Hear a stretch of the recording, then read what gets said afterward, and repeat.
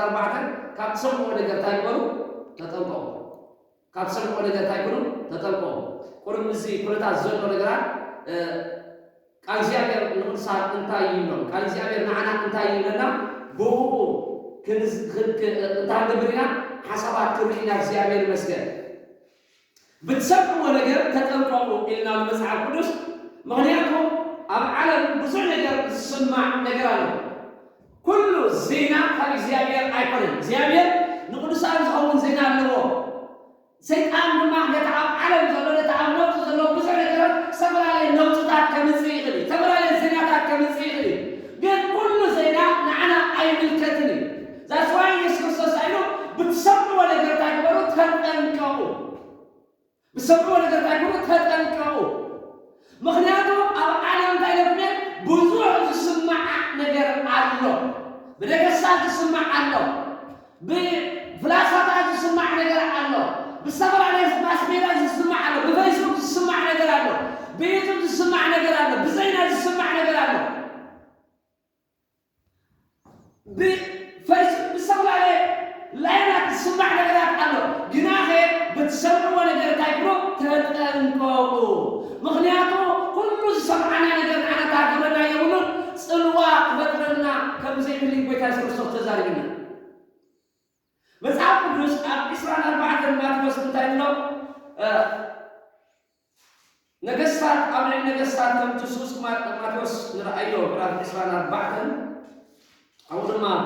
ገለ ነገር ተዛሪብና ብኡ ክርኢና እግዚአብሔር ይመስገን ካብ ሸውዓተ ዘሎ 24 ማቴዎስ ህዝቢ ኣብ ህዝቢ መንግስቲ ድማ ኣብ መንግስቲ ክለዓል አባባቱ ድማ ቅኔትን ፌራን ምንቅጥቃጥ ምድርን ካውሪ እዚ ሁሉ ግና መጀመሪያ ቅንውላዊ ይሞለ መጽሐፍ ቅዱስ ህዝቢ ኣብ ህዝቢ ክለዓል መንግስቲ ድማ ኣብ መንግስቲ ክለዓል አባባቱ ድማ ቅኔትን ፌራን ምንቅጥቃጥን ካውሪ ግና ከታልና ለአው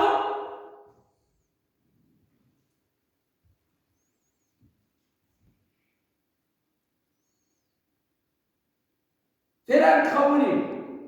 ስለዚህ ካብቲ ነገር ዝግናታ ይከውን ከዘይብና በትን ሰምዓ በትን ዝኸውን ነገራት ክንፈርሕ ከምዘይብልና ክንስብት ከምዘይብልና ክንሽቁራት ከምዘይብልና ምክንያቱ ሓደ ካብቲ ኣብ ገሊፅዎ ዘሎ እንታይ ይብሎ ፌራ ይብሎ ሕማም ማለት እዩ ንዓለም ዘፍርሕ ሕማም ክመፅእ ማለት እዩ ናብ ዓለም ዘሰብር ሕማም ምክንያቱ ኣባቦትዎ ምልክታት ከውሪ ይብላሉ ኣብቲ ናይ ምጽኣት ጌታ ኢየሱስ ክርስቶስ ዝመጽኣሉ ከባቢ ብዙሕ ዝስማዕ ነገራት ኣሎ ሓደ ካብቲ ዝስማዕ ግና እንታይ ኢሉ ኣባቦትዎ ፌራ ክመፅእ ይብሎ ምናልባት ዘዕዲ ዘሎ ኩነታት ካብ እግዚአብሔር እዩ ካብዘይ ሰባት ዝተፈላለዩ ዘምፅኦ ነገራት እዩ ብዘየገድስ ግና ኸ ካብቲ ዝስማዕ ነገራት ግን ሕጂ ዝኸይ ዘሎ ኮሮና ቫይረስ ስለ ዘሎ ካብዚ ዓይነት ዜናን ኮን ከምዘይብልና ክንበርሕ ከምዘይብልና መጽሐፍ ቅዱስ መዝሙር ዳዊት 91 ሓደ ነገር ኢልና ኣብ ፀግዒ እትልዑ ዝሓድር ኣብ ጽላል ትሆኑ ዝኽእል ይገብር ኢሎ ይነብር ይሆኑ እስኪ ኣብ ፀግዒ እትልዑ ዝሓድር ስኮኑ ኣብ ጽላል ትሆኑ ዝኽእል ይነብር እግዚአብሔር ፀግዒን ዕርደይን ዝውከሎ ኣምላኽ እዩ እግዚአብሔር ንዓና እንታይ ፀግዕና እግዚአብሔር ይመስገን እግዚአብሔር ንዓና ፀግዒ እግዚአብሔር ንዓና ፀግዒ እግዚአብሔር ንዓና ዋልታይ እግዚአብሔር ንዓኺ ዋልታይ እግዚአብሔር እንታይ ናይ ዋልታ ናይ ስለዚህ ኣብ እግዚአብሔር ዝሓድር ኣብ ጽላል እግዚአብሔር ኣብ ሓለዋ እግዚአብሔር ኣብ ክሊ እግዚአብሔር ኣብ ናይ እግዚአብሔር ሓለዋ ዝነብር እግዚአብሔር ምሳይ ካብ ደስ ኮሉ ካብ መንደዕ ዝፈርህ ኢሉ እግዚአብሔር ምሳና ካፈለ ካብ መንደዕ ዝፈርህ ሕማም ከብርሃና የብሉ ቫይረስ ይምፃ ኮሮና ቫይረስ ይምፃ ፌራ ይምፃ ነገራት ይንቀጥቅጥ ኣኽራን እናወፁ ብዘየገድስ ምክንያቱ እግዚአብሔር ታይናይ ንዓና ንዕቆቢና እግዚአብሔር ይመስገን ስለዚህ እግዚአብሔር ዋልታና እዩ እግዚአብሔር ፀግዕና እዩ እግዚአብሔር ዕርድና እዩ ስለዚህ እንታይ ነው ካብቲ ብላይ ዝኸይድ እንታይ ይበሎ ፌራ ካብ መፃወዲ ሃራና ካብቲ ብላይ ዝኸይድ ፌራ እግዚአብሔር ምሳይ ስበሉ እግዚአብሔር ምሳይ ካበረስ በሉ ካመን ዳዕዝ በር من يحبطكم زوجاتكم مغنيات እግዚአብሔር ይሰጣሉ እትሉን ንጉስ ነገስታት አማልክቲ ጎይታ ምሳና ስለሆነ ኢየሱስ ክርስቶስ እንታይና ይቀላልና ሁሉ ማዓቲ ስጋ ምሳት ጎይታ ስጋ ወዳት ዓለም ምሳሃትኩም አለሁ ካብ ኩላቶም ከድለና ዝለ ዳዊት እንታይ ነው እትኻብ ኩላቶም ሰላቴ ጋይዝወርኒ ዝለሓለን እግዚአብሔር ካብ ዝንዳዕል ታገብረለ ክሽብሽበል ከውኑ ኸኤ ክቆልል እስኺ ምን ይሉ ዳዊት ይነቀሉ አይነት ንሳ ዳዊት ከንከራተት ከሎ አይርዳአኒ እግዚአብሔር ካበይ ከም ዘልሓና እሳብንም ዝርዳእ ነገር የለ ስለዚህ እግዚአብሔር ምሳና እግዚአብሔር ይመስገን ስለዚህ በትንሰማን በትንሪዮ ነገር ታይሆና አይንና ወጥና እግዚአብሔር ካውታ ገረዳይ ከድህንና ኢየሱስ ክርስቶስ ወይታ ካብት ዝበል ማዓታ ይበካ እግዚአብሔር የድህነካይ እትፈርቁ ሕማም እንታይ ነው ዘሎ እቲ ግልጽ ዝወረዶ ሕማም እትፈርቁ ሓለባት እንታይ ገበረ አይከምፀን ይሉ ስለዚህ እግዚአብሔር ታይ ምዕቆም ይላይ ጸጥታን ወሎ ሐቁ አልማንታይ ወሎ ጸግዕን ዋልታኒ ቃል እግዚአብሔር ሲወሉ ጸግዕን ዋልታኒ እግዚአብሔር መስከር ለእግዚአብሔር ሐቅ ይሳሲ እንዳትከው ላይ ከነራከትና ወጥ አይከልን ይላል ካብ ብጸልማ ዝኸይ ካብ መቀደስ ዝኸይ ፍላጻታ ገለካይ እግዚአብሔር አታይ ተናውታ ገለካይ ክሰውረካይ እግዚአብሔር መሰወር ይስበሉ አህና ባለው እግዚአብሔር መሰወር ነው እግዚአብሔር ምዕቆም እግዚአብሔር መስገን አታይ ተናውይዘቱ ወካ እግዚአብሔር መስገን ተናዓለም ዝወርድ نحن تعمرت لنا أنا نعوه فرحية منا منم على أخسر عيكني منم على أخسر عيكني سلام انتاي دم يسوع كريستوس ملك تاوي حلوة زلوا أبي وتاي ده أتكشف ما تعرفوا أهل داكم نسألوا نخيروا إن هذا الجنس زواج كلمة على هذا تاجر لكم أيوة أكاني بيسوس أيوة أكاني بيسوس سلام انتاي دم يسوع كريستوس ملك تاوي حلوة هاي دم يسوع كريستوس نعيد أزرعي دم يسوع كريستوس إنها تنجلس توقع حتى العالم توقع حمام زيادة دم يسوع كريستوس بصورك بصور يا الله زيادة ما نياتو دم يسوع كريستوس تايز قبري أتي ملأ زقزز من قبسي متى كانوا عمسي دم تقرشل لملكت أهل الدار تاج بروا لخيوه أتمناك على ربكم نعود حالكم يوم زيادة مسكن نسخاتكم محتم كريستوس يسوع لكم يوم بكريستوس يسوع تعالكم يوم ملكتنا يسوع كريستوس لكم يوم أتمنى كريستوس ما تعلموا ملكت على يوم زيادة يسوع يبارك سلازي يسوع كريستوس تعالوا ما نم كابيلا يسوع لكم زمن زعكم يلا كمان زمن زعنا يلا سكروا ما نم زمن زعنا نقدر مخنياتو يسوع كريستوس تعالوا أبوي كابولي يحيي الماء كابين أبوي أي مزحناني زمان زعك نقدر يلا سباي مزحكا سيدان أي مزحكا حمام أي مزحكا نوصل العالم أي مزحكا طبيب أي مزحكا مخنياتو كابين يسوع كريستوس ما نمزحنا زخلينا نحن أبين يسوع كريستوس هنا سكأنا أبين يسوع يقولوا أمن نازلنا أبين يسوع نازلنا يسوع أبداو تاجرنا له هيوتكم بس كريستوس أبسمة تاجر الله تصور الله سيدان كلامه زي تصور علينا بزمير مسكين ما هنعرف سيدان حتى لو تقبل أكلني لازم تعرفوش أبي مانكا شيء أبتني هذا ما آلاف كل يوم أبغى هذا تاجبني أيبن سعيد سكابة أيبن سعيد منو نحن كمان نحن بتجيب مهلانا نتي حمام تاعنا نخلينا كنا عقتنا نخلينا كنا نصلي قبالنا مخنياتو تايلو مالو نسبت إسرائيل ملحان تهاجر تلاقي بملحان تهاجر ما تعتقدهم أنت سلام تراهم يوم اللي سيعمل مسجد نحن نزعجك نصلي الله لنا سلعي جنب قبري يخدم سيعمل يسرع مسامينه سيعمل المعرض نزعجك قبري يخدم سلزي كل جزئية زيادة مقبولين زيادة والتاي زيادة سبعين እግዚአብሔር ካብ መንዳይ ዝፈርድ ስለዚ እንታይ ነው ረሲዓን ረኽቦ መስጣ بعينها تعتبرها كتريها من الرسي عندنا هو مساسي بعينها كتريها ولا كلمة كان تسرع تمامسي أبي وكا سرع عيكين أي تشعروا أبي لكم دم يسوع كريستوس بس أبدا دم يسوع كريستوس بلو أبدا إنت دم يسوع كريستوس عنه دم يسوع كريستوس أكل تنا عنه دم يسوع كريستوس أبدك عنه دم يسوع كريستوس تعديك عنه نصغي حطيت قفز ريحي نصغي حطيت قفز ريحي سلازي سيطان كتلاكا بزي كلام خطفا عيطليها أمباسادر لا كريستوس وكيلنا እግዚአብሔር አብዝ ወከለኩም ህዝቢሁ ጥሪት አምላክሁ ህዝባ አምላክሁ ስድራቤት አምላክሁ እግዚአብሔር ሁሉ ጊዜ አብ ምድር ዘሎ ቅዱሳን ታይዶ ክቡራት ነው ሁሉ ጊዜ ድማ ታይዶ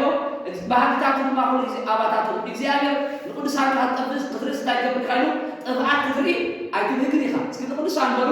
እግዚአብሔር ጥፋት ትሪ አይንግሪ ባህታቱ እግዚአብሔር ነጥታድቅ ነው ይኖ ምስትረሲ ከተጥፈ ሃይኖ አገይ ለአብርሃም ኮሚሎ እግዚአብሔር ነጥረሲ ነጥሳደሲ ምስትረሲ ምስተዓነጸኛ ከተጥፈያ እሱስ ከመሃላ አየር ቆይ ኖ ነጥሳደሲ ምን ትጻደቅ ሐምሳ ጻድቅ ባትልም አታ ከተማ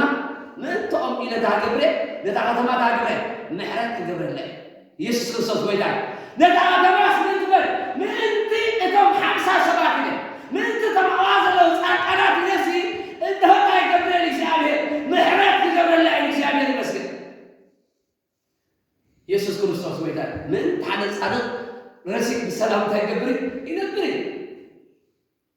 ይነብር በሐዘን ስለዚህ ዓለም ብትና እዛረበ ዘርባ ዓለም ዘፍሐነ ይላል ምናታ ይጀምርና አይነበርና ምክንያቱም ዓለም አካልነት ያትወከል ዓለም አካልነት ያትመቆ ዓለም አካልነት ያትወትል ስለምንታይ ንሕና ግና አብ እግዚአብሔር ያንወከል ንሕና ግና አብ እግዚአብሔር ያንመቆ ጻድቅ ስም እግዚአብሔር ስኮኑ ጽንዕ ግንቢ ጻድቅ ድማ አብ ሆይታ ይገብርሎ ይዕቆ መዕቆብ ላይ እግዚአብሔር ስሙ ይሰባረከ ይሁን እግዚአብሔር ስሙ ይባረክ ስለዚህ እግዚአብሔር ምርቆምና እግዚአብሔር ዋታ ላይ መጽሐፍ ቅዱስ እንታይ መጽሐፍ ቅዱስ ንግዚአብሔር ምርቆም ስለዝበልካ ስቃይ አብዱቃካ ታይገብር ስቃይ አብዱቃካ ያትስበሩ ስቃይ አብስጋይ አያትል ፍርሃት አብስጋይ አያትል መጀመሪያ ሰይጣን ታይዘምጣት መስለኩ ፍርሃት ዘምጣት ማባምሮ ግና ሀይ ንስሓትኩም ታይሎ ለትስማዕ ለትዝሬት አይትበርዎ አይትብረዎ እግዚአብሔር ካውታ ገለካይ ከደረካይ እግዚአብሔር ይመስገን እግዚአብሔር በድሓኒ ስቃይ አብዱኳና አያትሉ ስቃይ አቦታና አያትሉ ስቃይ አቤትና አያትሉ ፍርሃት አውሽና አያትሉ ጳውሎስ አይትብራ እግዚአብሔር ታገለካይ ከደረካይ እግዚአብሔር ይመስገን እግዚአብሔር ከማዕበል ዘልዕሊ እግዚአብሔር ከጸበባ ዘልዕሊ እግዚአብሔር ከሽግር ዘልዕሊ እግዚአብሔር ከጸበባ ዘበለ የልዕሊ እግዚአብሔር ይመስገን ኢየሱስ ክርስቶስ ኮይታ ስለዚህ ብዝበጥ ንፋሳት አይደውልና ንየው ነጆ እንወቃ እንፈርሕ እንስብት እንከውልና አብ እግዚአብሔር እንሆ ስም እግዚአብሔር ጽኑዕ ግንብና እግዚአብሔር ይመስገን ስም እግዚአብሔር ጽኑዕ ግንብና ቃል እግዚአብሔር ናዕና መቆም እግዚአብሔር ይመስገን ስለዚህ በትመጽ ነገራት አሁንና ክንሽንበር ክንናወጽ ያለ መዝሙር ዳዊት 40 ሽድሸት መዝሙር ዳዊት 40 ሽድሸት መዝሙር ዳዊት 40 ሽድሸት ኢየሱስ ወይታይ ስለዚህ ሰይጣን ሁሉ ጊዜ ዘዳሎ ብዙ ነገር ቆንጆ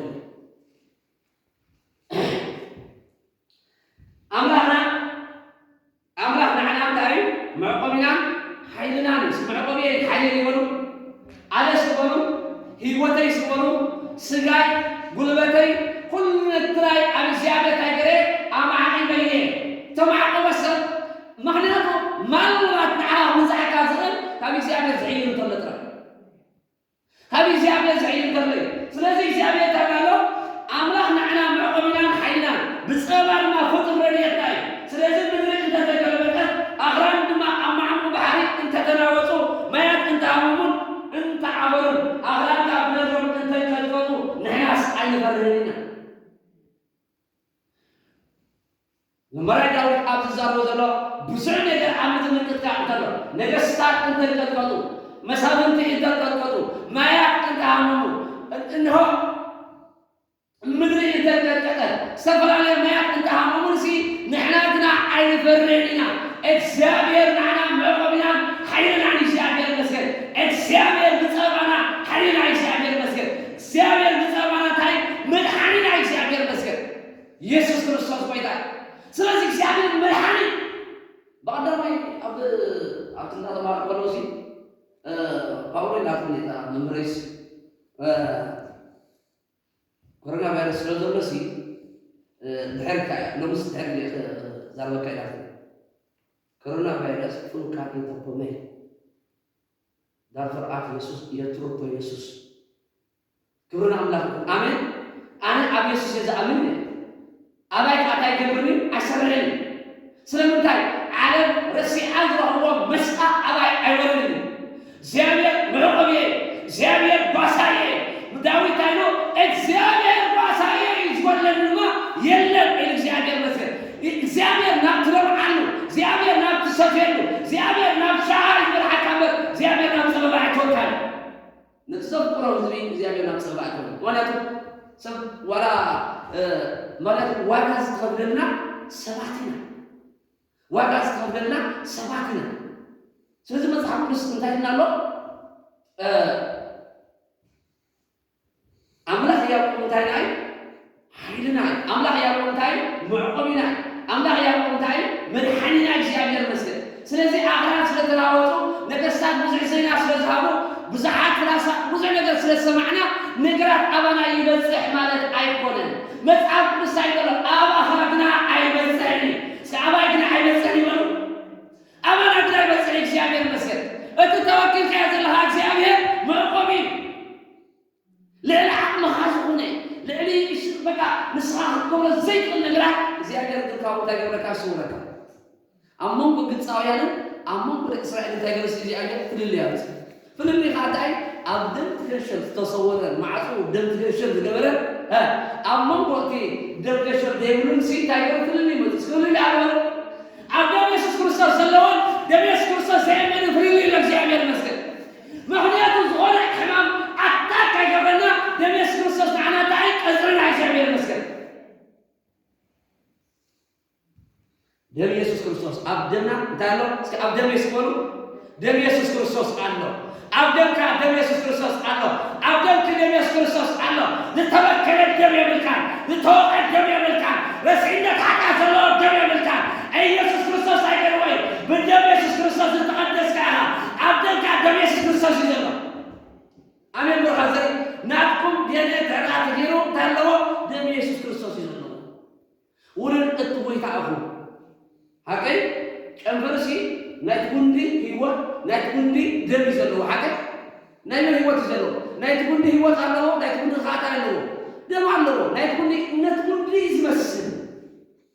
እቲ ጉንዲ ቅዱስ እንደሕዳ ኮይኑ መጽሓፍ ሓቀይ እቲ ቀንፈርካ እንታይ እዩ ቅዱስ እዩ ስለዚህ አምላክ እንታይ ላይ አና መዕቆቢና ኣብዚ ነገስታት ክበሽሎ ኣብ ነገስታት እናወፅሉ وعايز ከተማ አምላክ ለተቀድስ ቦታ ለማሐደት ትልዑል ዘስትርባ ኣሎ አምላክና አማኸላ አይ ክትናወፅን እያ ንሕና ኣይንናወፅና አሜን ብንሪኦ ብንሰምዖ ብዝኸውን ነገራት ኣብ ዙርያና ብዝኸውን ኣብ ከተማ ኣብ ሃገር ንሕና እንታይ ንገብርና ኣይንናወፅና ምክንያቱ እግዚአብሔር ንዓና መዕቆቢና እግዚአብሔር ንዓና መፅለሊና ኣብ ትሕቲ ፅላል ኣምላክ እዩ ዘሎ ስበሉ ሓይሊ ትልዑል ከፅለልኪ ኢሉ ሃሌሉያ ሓይሊ ትልዑል ከፅለልኪ ሓይሊ ትልዑል ኣብ ልዕሊኻ እግዚአብሔር መስገን ፅላል ትልዑል ኣብ ልዕሊኻ እግዚአብሔር መስገን ፅላል ኢኻ ትነብር እግዚአብሔር መስገን ኣምላኽ ኢሎሞ ንዕሩፍ ዳንኤል ኣምላኽ ካባኻን ካብቲ ሓውን ከድሕነና ይኽእል ኢሎሞ እግዚአብሔር መስገን ሓይሊ ሓዊ ኣበባ ይሰርሐ ንሓይሊ ሓዊ ግንደት እንታይ ገይሮሞ ኣትየሞ ነቲ ዝበልፀ ነገራት ድማ እምነት ኣብ ውሽጥና እንተሎ እንታይ ኣሎ ምንም ዘናውፀና ነገራት ኢየሱስ ጎይታ ክብርን ኣምላኽ ነው እስኪ 122 نيت العسرات حمش مزمور داوود كريهنا كاب حارس كاب سلسة زول حسابات زيابي يرسم السبارة خير نكزيابي كل زيكنا مسؤولنا يبالنا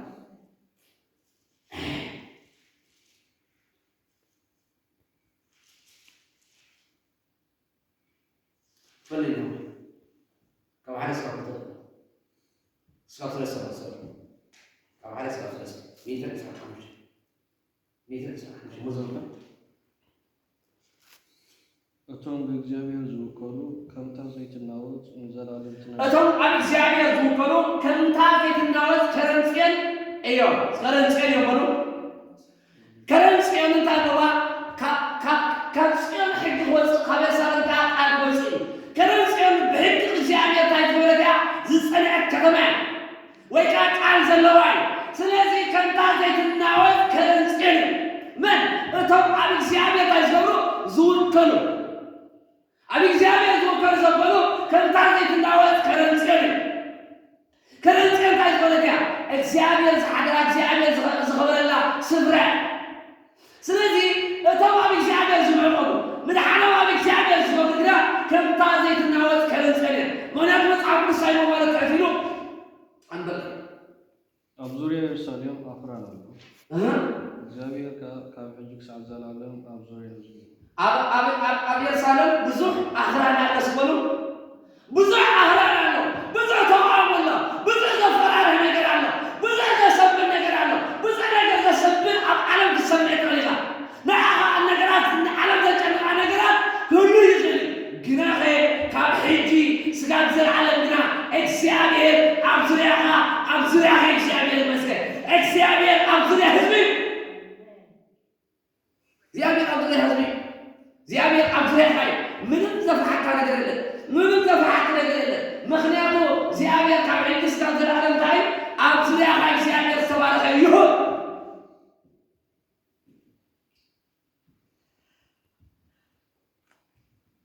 زيابير كابحيجي سجاد زر على أبزريها حي أبزريها حي زيابير مسك ميتر عسل حمشان ما نرأيه ميتر عسل حمشان مزمور داوود ميتر عسل حمشان كاب شعات ذنب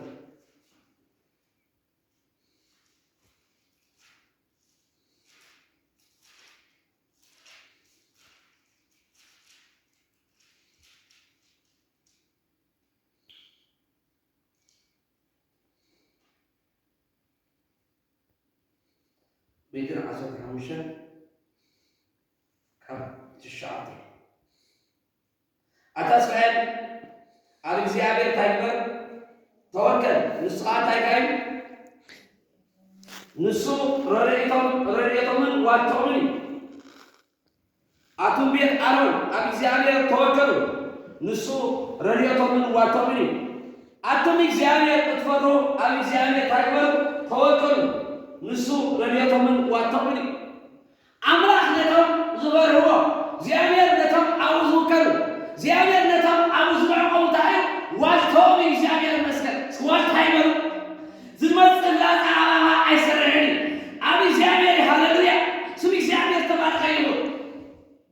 زيادة تايم واجتومي زيادة المسكن زيادة تايم من حيومي زيادة المسكن نبل نتم أوزو كرو نتم أوزو عقو نتم دوزو من زيادة المسكن نتوبوز التعامل من السبعة بتاعي زيابير من حان أمي واتومي زيابير المسكن مع أمي زيابير المسكن سلسي باروتنا يقول بمسارتنا يقول بتمرتنا يقول بزرع نفرات نجر كله سيطان سورو مثل ما عشان يفهم أيضا إن كانت تسبب مثل زفعك كان يطرح زفعك كتراي زسمتك سلذي الشيطان أملاك كل جنس سمتايله أي ترى أنا مسافر أتا يعقوب باريان أنا تبدأ كأي متايتون أي ترى أنا مسافر متايتون أي ترى አይተሰብድ ለካ እግዚአብሔር ሰይጣን ማሆን እግዚአብሔር ተወርሃል መንገድ ትራይፈት ከመገርካ ትጨና ከመገርካ ትሽገር ከመገርካ አምለካ ተነፍ ከመገርካ ብዙ ነገር አለው ሰይጣን ዘውት ነገር እስኪ ለመጨረሻ ሐሳባቴ እንዳወጣው ሄዳው እግዚአብሔር መስል እስራኤል ሰማዓተን መዝሙር ዳዊት ከም ሓደ እስከ 3 ዘሎ ድማ ክረይና እግዚአብሔር መስል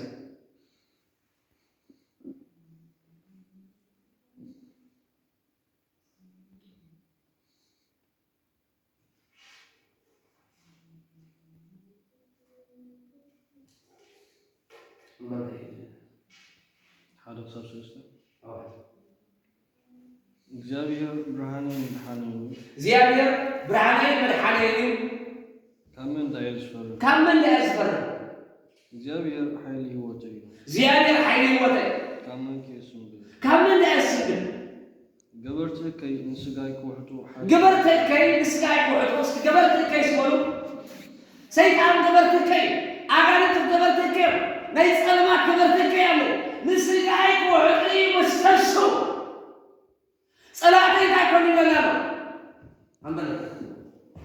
حداغم سولوني وردنياتاتي صلاتي بعلاتهم تزابع مودو اسكو ودو اسكو سيطان ولا مسول هم لو ما بيتاس كسو سيطان كمبر كسماي ودق راول عمل كمان عمل يكريك ما تاغبو سنطان يبقى ما له እግዚአብሔር መስገድ ስለዚህ እግዚአብሔር ታይ ብርሃኔ እግዚአብሔር ብርሃኔ ብሎ ብርሃን ካደረና ወይ ጸልማ ካባህ አይሰራኒ ሓደ ካብቲ ጸልማ ዝባል ሞት ካብቲ ጸልማ ዝባል እንታይ ፍርሃት ካብቲ ሓደ ድማ ካብቲ ሕማም እግዚአብሔር መስገድ ሞትን ፍርሃትን ሕማምን ኣብ ህይወትካ አይሰራኒ እግዚአብሔር ብርሃን እግዚአብሔር መድኃኒት እግዚአብሔር ረቁም እግዚአብሔር በቃ ረድኤት እግዚአብሔር መስገድ እግዚአብሔር ብጸባህ ፍጡር ረድኤት እግዚአብሔር መስገድ እግዚአብሔር እዚህ እንታይ ነው መጽሐፍ ቅዱስ እስራኤል ዘመኑ አይደቅስ እስካይደቅስ ወሩ አይታገስ እግዚአብሔር እትናዓዝ ወይታይ ገብርኒው አይደቅስኒው አይታገስኒው እትናዓዝ ወይሉ አመለቀስ አዝወል እግዚአብሔር አቤት አዝወል እግዚአብሔር አይደቅስን አይታገስን እግዚአብሔር መስገድ ነኪያ ሰሚሃ ወልድ ኪያኔ እግዚአብሔር መስገድ ካለ ወልድ ኪያኔ ወሩ አመስገን ተወለድና ነህናና እግዚአብሔር መስገድ ስለዚህ ወልድ ኪያ ስለሆነ እግዚአብሔር በጣም ይዘፍራል على እግዚአብሔር አባል አብርሃም አይትፍራ አንንታከ ዋልታከ እቲ ትሪኦ ተሰማታ ይወረካኒ አይወሰካኒ ስካይወሰን ይበሉ ጸልማት አይወሰን ሕማም አይወሰን ሞት አይወሰን ፍርሃት አይወሰን ስቃይ አይወሰን ስቃይ አብቃት አይቃተን ተይሎ እግዚአብሔር ስቃይና ዘበለ ኢየሱስ ወሲድወይ ንሳአይ አንዛራ ኢየሱስ ወሲድወይ አመስቀል ተወዲ እግዚአብሔር መስቀል ነገረኝ መሰለኝ ወዲኻ ጻድቅ ተራድ መልካ አብስታ ከተገበታይሞ ተቀመጥክ ነገርና መሰለና መስቀል ወዲ ወይ ኢየሱስ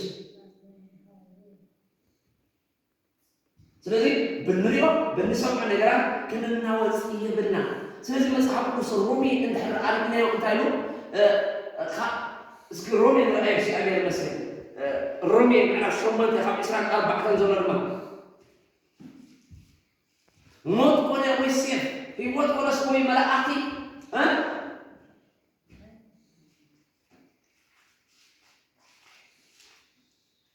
እግዚአብሔር ስሙ ይባላል ኢየሱስ ጌታ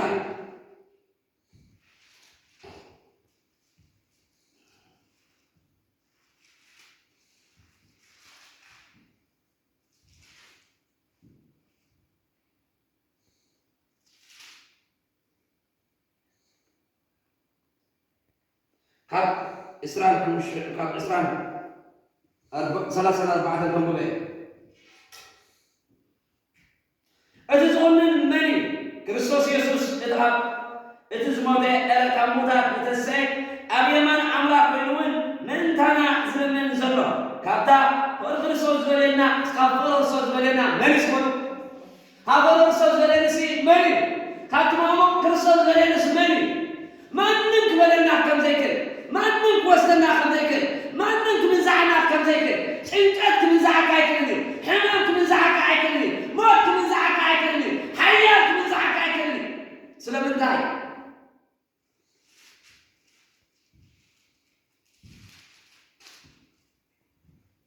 كافور الرصاص كما يو من دها منو معتي قد لنا كم أباقي معرف داوت مزرنا زمسعف زلو انقدو سددو تبيدو عرقدو فرات ويسير موت كونه ويسيون ملاك كونه ويس غزاتي زلو كونه ويس نص حيتا لعلز بلا كونه ويس تعز بلا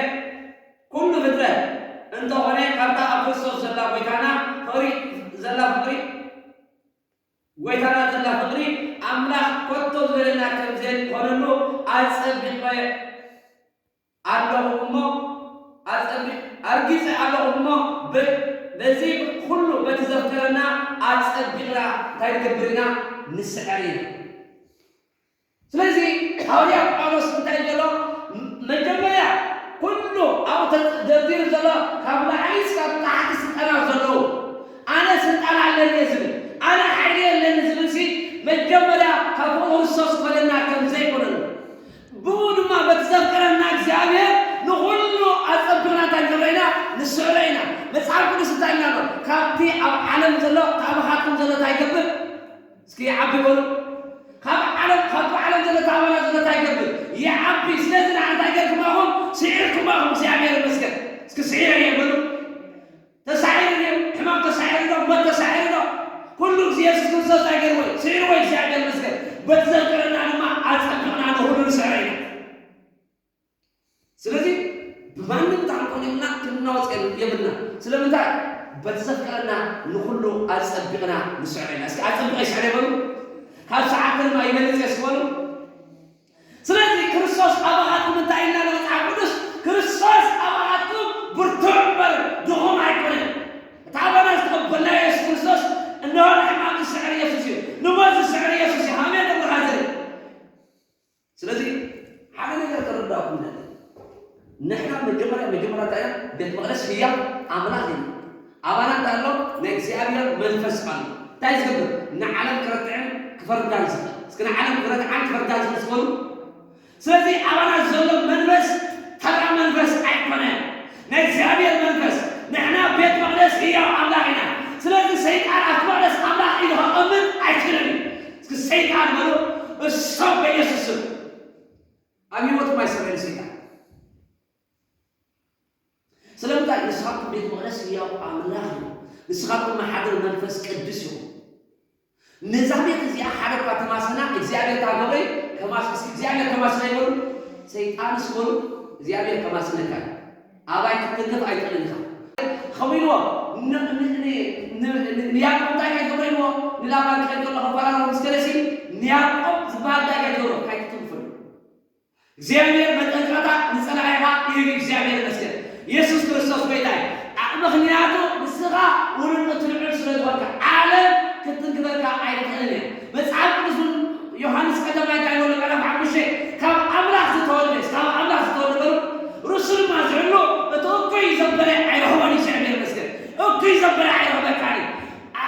ليس لا اسراء عيره مكاني لازم بتي نسمع بتي علم تقول لك تعالوا لنا كنفرق جبنا نسي يسوع كويتا كورونا ملاوي سلازي كارتي عالم زلو تعبنا زلو يسوع تعبنا زلو منفس قدس تعبنا زلو قمع تعبنا زلو حي تعبنا زلو إكسيابير سرح هللويا سويا بسرعة ولا بتزبط رجل عين فرينا عين نوازنا إكسيابير بتسامنا بتقررنا إكسيابير مسكر إكسيابير بتسامنا ملقبنا إكسيابير مسكر أملا خدمة ما تايلون داوي إكسيابير بتسامنا أبداس تايجبرني زيابير أملاك هذا يقبلني ما قبل مدحني فيها أبا يسمع لي يقول كورونا فيروس أيسر لي أبيت أيسر لي سلام تاي زيابير حلاوي خاي زيابير تاكاي حلاوي خاي زيابير تاكاي وارتا خاي زيابير تاكاي مدحني خاي زيابير تاكاي كوه خاي زيابير تاكاي انبا خاي